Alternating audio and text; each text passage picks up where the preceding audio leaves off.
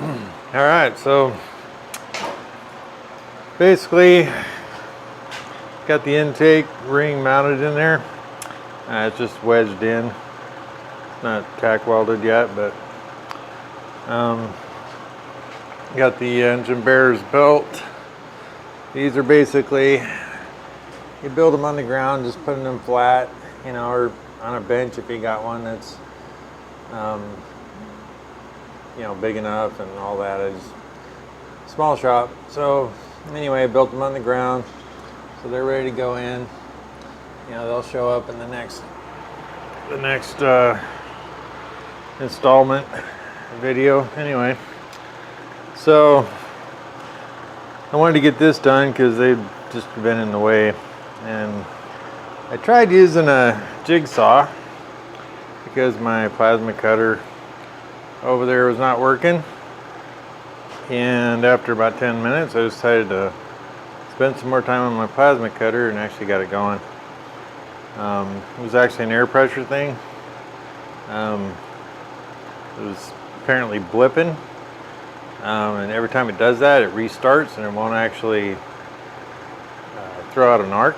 So anyway, I just cleaned the filter and bumped up the air pressure and started working.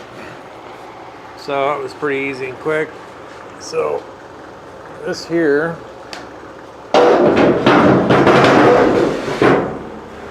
there's the weld-in ring. You know, it's supposed to be level with the boat when you install it, level with the bottom of the boat,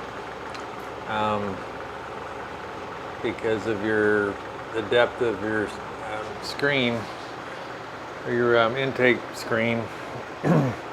You know, goes 3/8 below that, and then there's going to be UHMW on the boat, so that should all line up as long as that's level. So next is put in the engine bearers, tack them in all the way up the front, and then I'll put some bolts in this and spin it around and go ahead and try and get the engine over inside of it and just check the height of everything. Make sure the coupler is going to line up properly and have all the clearances I need.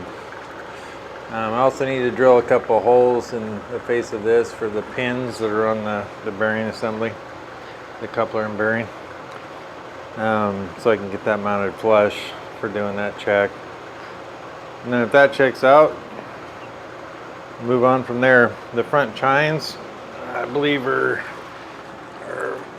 the next couple of steps. So basically it goes from this, where this gap is right here, with this cutout, all the way up the front of the boat on both sides. So I believe, I'm not sure, but I think maybe after you get the chines in, you can take your temporary brace out. But you know, because you put the engine bearer assembly in and tack it to the hull, and you got all that extra support and such. But also have to cut the hole for the intake through the transom.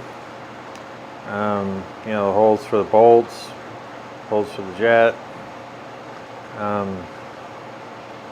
You know, that's after I tack that in.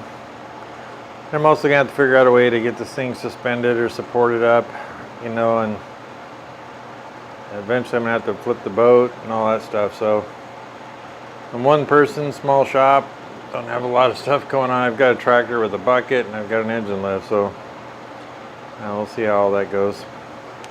So anyway, that's the progress for the moment. I'll do a video when I make enough progress to go over it.